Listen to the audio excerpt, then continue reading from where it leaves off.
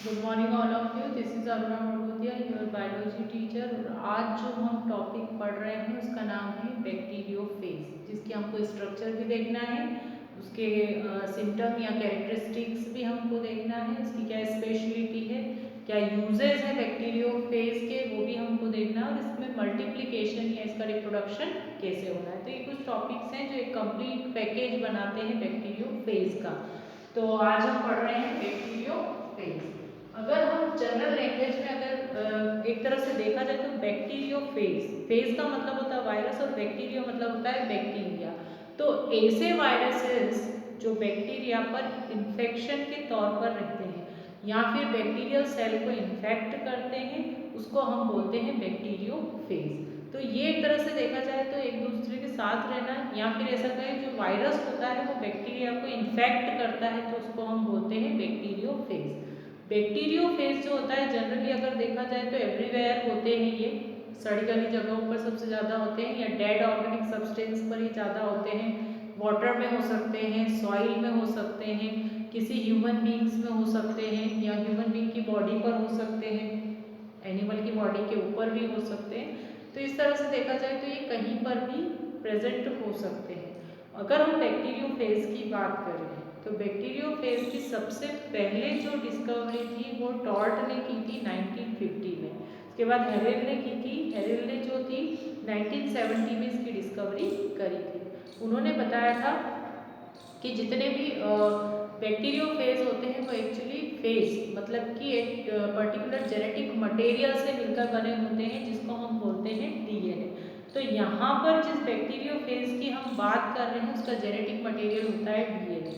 और ये भी किससे घिरा होता है आसपास पे, इस पर भी किसका कवर होगा, इस पर भी कवर होता है प्रोटीन का। तो पहले हम इसकी स्ट्रक्चर देख लेते हैं। इसकी स्ट्रक्चर अगर हम देखें तो बैक्टीरियोफेज की जो स्ट्रक्चर होती है वो फ्रॉग टेडपोल जैसी होती है। फ्रॉग टेडपोल का मतलब क्या होता है, फ्रॉग का जो लार्वा होता है उसको टेडपोल बोलते हैं, जिसमें कि हेड, नेक और टेल वाला पोर्शन होता है। सिमिलरली जो बैक्टीरियोफेज होते हैं तो बैक्टीरियोफेज में भी तीन मेन पार्ट्स होते हैं जिसको हम बोलते हैं हेड, नेक और टेल। हेड वाला जो पोर्शन होता है वो एक तरह से हेक्सागोनल होता है, और इस पे इनर साइड पे क्योंकि इस पे आसपास से आपको कोट दिख रहा होगा तो कोट कैसा होता है, प्रोटीन का होता है, बट इनर साइड पे इसमें क्या प्रेजेंट होता है, डीएनए। तो इसका जो जेनेटिक मटेरियल होता है वो डीएनए होता है, मतलब कि ये भी टू पार्ट से मिलकर बना होता है जिसको हम बोलते हैं न्यूक्लिक एसिड, और दूसरा होता है प्रोटीन। न्यूक्लिक एसिड डीएनए से बना होता है, प्रोटीन आपको पता है प्रोटीन से ही अमीनो एसिड से फॉर्म होता है। तो ये वाला पोर्शन जो होता है वो हेक्सागोनल है, इसको हेड बोल रहे हैं हम। जस्ट नीचे एक कॉलर होती है, हेड के नीचे थोड़ा सा एरिया उभरा हुआ होता है, थोड़ा सा हाई होता है, तो उसको हम बोलते हैं कॉलर। कॉलर के नीचे एक सिलेंड्रिकल पार्ट होता है जो कि शीथ से कवर्ड होता है। शीथ के जस्ट नीचे एक प्लेट होती है, इस प्लेट को हम बोलते हैं hexagonal base plate. Base plate का काम होता है जिस पर कि इसका कंप्लीटली जो बॉडी होती है वो इससे अटैच होती है, और ये जो प्लेट होती है इसमें पिन्स होती है जिसको हम बोलते हैं बेस प्लेट पिन। इस पिन का काम क्या होता है, क्योंकि ये बैक्टीरियोफेज है तो ये बैक्टीरियोफेज या सिर्फ फेज की हम बात करें तो ये अगर किसी बैक्टीरियल सेल पर जाता है और उसको अगर ये इन्फेक्टेड करता है तो उस सेल से अटैच होने के लिए पिन जो होती है वो हेल्पफुल होती है, और यहीं से इसकी आर्म्स निकली होती है जिसको हम टेल बोलते हैं, ये फाइबर्स ही होते हैं। तो कंप्लीटली अगर इसकी स्ट्रक्चर देखें तो इसकी स्ट्रक्चर बहुत ईजी होती है, जिसमें हेड, कॉलर और टेल या हेड, नेक और टेल वाला पार्ट होता है, ये इसकी स्ट्रक्चर हो गई। अगर हम इसके कैरेक्टरिस्टिक्स देखें, अगर बैक्टीरियोफेज के कैरेक्टरिस्टिक्स अगर हम देखते हैं तो फर्स्ट कैरेक्टरिस्टिक्स यही होता है कि ये किस पर इन्फेक्शन फैलाता है, ये सबसे ज्यादा इन्फेक्ट करता है बैक्टीरिया। ठीक है, इसमें भी टू पार्ट्स होते हैं, न्यूक्लिक एसिड वाला पार्ट और दूसरा होता है प्रोटीन वाला पार्ट। इसका न्यूक्लिक एसिड क्या होगा, डीएनए होता है। और अगर हम देखें तो ये जो बैक्टीरियोफेज होता है, ये बैक्टीरियोफेज भी जो लाइव सेल्स होती हैं, ये लाइव बैक्टीरियल सेल्स जो होती है उन्हीं से ही न्यूट्रिशन लेता है। मतलब इसको अब सर्वाइव करने के लिए क्या चाहिए होती है, होस्ट चाहिए होता है। होस्ट के बॉडी पर रहकर या उससे न्यूट्रिशन लेकर ही ये सर्वाइव कर सकता है। नेक्स्ट जो होता है, अगर हम इसमें देखें तो जो बैक्टीरियोफेज होता है उसमें कोई मेटाबॉलिक एक्टिविटी नहीं होती है, मतलब कि किसी प्रकार की मेटाबॉलिक एक्टिविटी नहीं होगी। और इसका जो डीएनए होता है वो रेप्लिकेट होता है, मतलब जो डीएनए होगा वो रेप्लिकेट होकर बहुत सारी कॉपीज बनाएगा। तो ये इसकी कुछ कैरेक्टरिस्टिक्स होते हैं। नेक्स्ट हम देख लेते हैं कि ये रिप्रोडक्शन या मल्टीप्लिकेशन कैसे करता है। क्योंकि इनमें सेल्फ रेप्लिकेशन की पावर होती है, तो इसलिए हम इसमें देखते हैं। तो मैं एक तो डायग्राम के थ्रू आपको एक्सप्लेन करूंगी। अगर हम देखें तो जो बैक्टीरियोफेज होता है, ये फेज वाला भाग होता है। ये फेज क्या करता है, किसी बैक्टीरियल लाइव बैक्टीरियल सेल पर जाकर अटैच होता है जब किसी तरह से इनका इन्फेक्शन होता है। मान लीजिए अगर ये पानी के अंदर है, कहीं का पानी दूषित है या सड़ा हुआ है या कोई डेड ऑर्गेनिक सब्सटेंस है, और वहां पर अगर बैक्टीरियोफेज को छोड़ा जाता है तो ये क्या करते हैं, सबसे पहले बैक्टीरियल सेल को ढूंढते हैं। और बैक्टीरियल सेल की जो आउटर वॉल होती है, जिसको हम बोलते हैं सेल वॉल, तो ये क्या करते हैं, सेल वॉल से अटैच होंगे। अटैच होने के बाद किस बेस से अटैच होते हैं, ये बेस प्लेट पिन से अटैच होते हैं। और इनका जो एरिया होता है वो ओपन हो जाता है। जैसे ही एरिया ओपन होगा तो क्या होगा कि इसके अंदर जो डीएनए होते हैं वो कहाँ इंटर कर जाते हैं, बैक्टीरियल सेल के अंदर। पर तब तक इंटर नहीं करते हैं जब तक कि बैक्टीरियल सेल वॉल लाइसिस ना हो जाए। लाइसिस का मतलब होता है टूटना। तो इससे लाइसोसोमल एंजाइम्स रिलीज होते हैं जो बैक्टीरियल सेल को लाइसिस कर देते हैं, तोड़ देते हैं। अब क्या होगा, ये जो फेज होगा इसके अंदर इंटर कर जाएगा, और जैसे ही इंटर करेगा तो ये क्या होता है, छोटे छोटे टुकड़ों में टूट जाता है, मतलब इसके छोटे छोटे पार्ट्स हो जाएंगे। और पार्ट्स होने के बाद ये क्या करता है, जो बैक्टीरिया, इसको हम बोलते हैं फेज डीएनए। इनको क्या बोला जाता है, फेज डीएनए बोला जाता है। अब क्या होगा, जो डिसइंटीग्रेटेड बैक्टीरियल सेल, मतलब कि जो बैक्टीरियल सेल होती है उसका जो डीएनए होता है, मतलब बैक्टीरिया जो डीएनए होता है वो भी क्या हो जाएगा, छोटे छोटे पार्ट्स में टूट जाएगा। क्योंकि वो भी क्या हो जाता है, उसका भी लाइसिस हो जाता है। तो जब वो टूटता है तो टूटने के बाद क्या होगा, जो फेज डीएनए है और बैक्टीरियल डीएनए होते हैं वो एक दूसरे से बाइंड हो जाते हैं। अगर वो बाइंड हो गए तो क्या होगा, वो किस में कन्वर्ट हो जाते हैं, वो कन्वर्ट हो जाते हैं जो बैक्टीरियोफेज डीएनए होता है उसमें।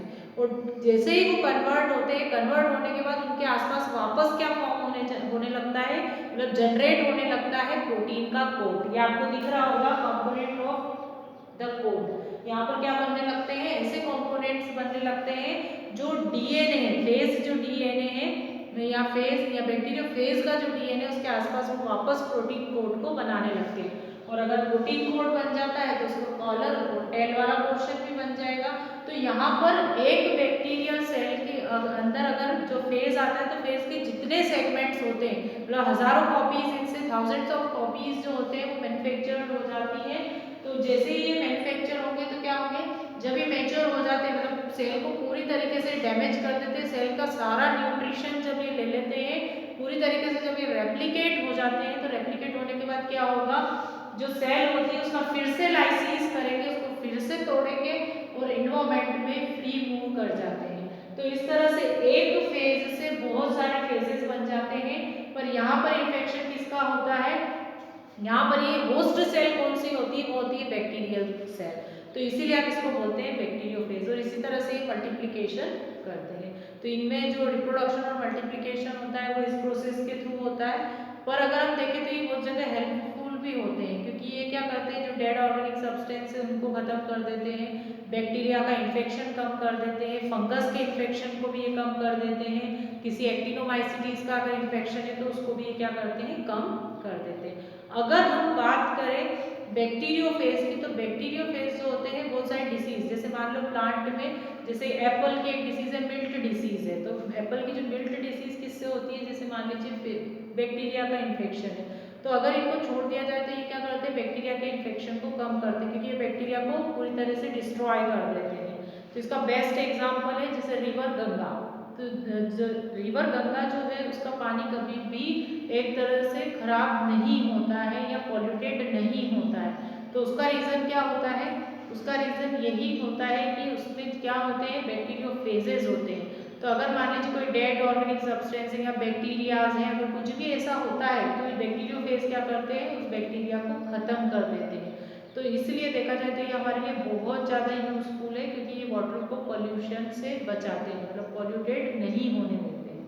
तो अगर मान लीजिए किसी भी कंपनी से या किसी भी कारखाने से अगर मान लीजिए पॉल्यूटेड वाटर रिलीज होता है, जैसे नाली है या कोई गटर है या फिर कहीं पर भी ड्रेनेज का कोई सिस्टम है और वो वाटर जो है पोल्यूटेड है, तो उस ड्रेनेज वाटर सिस्टम में क्या किया जा सकता है, इनको ग्रो करवा के उस ड्रेनेज पोल्यूटेड वाटर को सही किया जा सकता है, उसको ट्रीट किया जा सकता है, मतलब कि उसको प्योर किया जा सकता है। तो इसलिए भी ये क्या होते हैं, हेल्पफुल होते हैं। तो इस तरह से ये जो इस चैप्टर का ये जो टॉपिक है जिसको हम बोल रहे हैं बैक्टीरियोफेज, इसके पहले मैंने आपको टीएमवी वायरस पढ़ा दिया था। सिमिलर ही होता है इनका, एक तरह से सिम्टम्स देखे तो कुछ कुछ मतलब इनमें फेजेस होते हैं, प्रोटीन्स होते हैं, न्यूक्लिक एसिड होते हैं, तो वो सिमिलर ही होते हैं। अगर आपको वो चीज़ें अच्छे से आपने देखी होगी तो ये भी आपको समझ में आ जाएगा।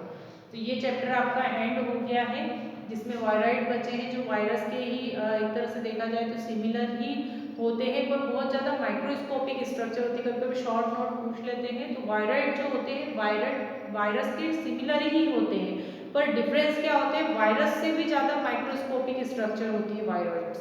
और वायरॉइड्स जो होते हैं ऐसा पहले ऐसे कहते थे कि वायरस ही सबसे ज़्यादा स्मॉलेस्ट साइज के एक तरह से ऑर्गेनिजम्स हैं, पर ऐसा नहीं है। वायरॉइड जो होते हैं उनसे भी ज़्यादा स्मॉलेस्ट होते हैं। और इनमें एक चीज़ ये होती है कि अगर मान लीजिए आरएनए इनमें प्रेजेंट, तो आरएनए जो होता है उसके आसपास जो होता है प्रोटीन का कोट इसमें प्रेजेंट नहीं होता है। ये डिफरेंसेस होता है, कभी शॉर्ट नोट में आता है तो 2 से 4 लाइन आप लिख सकते हैं। और बहुत ज़्यादा माइक्रोस्कोपिक होते हैं ये, इनमें रेप्लिकेशन होता है, पर जरूरी नहीं है कि इनके लिए लाइव सेल्स की ही रिक्वायरमेंट हो। अगर लाइव सेल नहीं भी है तो भी ये क्या करते हैं, मल्टीप्लिकेशन कर लेते हैं। तो ये चैप्टर आपका एंड हो गया है। इसके बाद मैं नेक्स्ट 6th चैप्टर स्टार्ट करूंगी, जिसमें हम नेक्स्ट किंगडम 4th किंगडम पढ़ेंगे, जिसको हम बोलते हैं प्लांट। Thank you.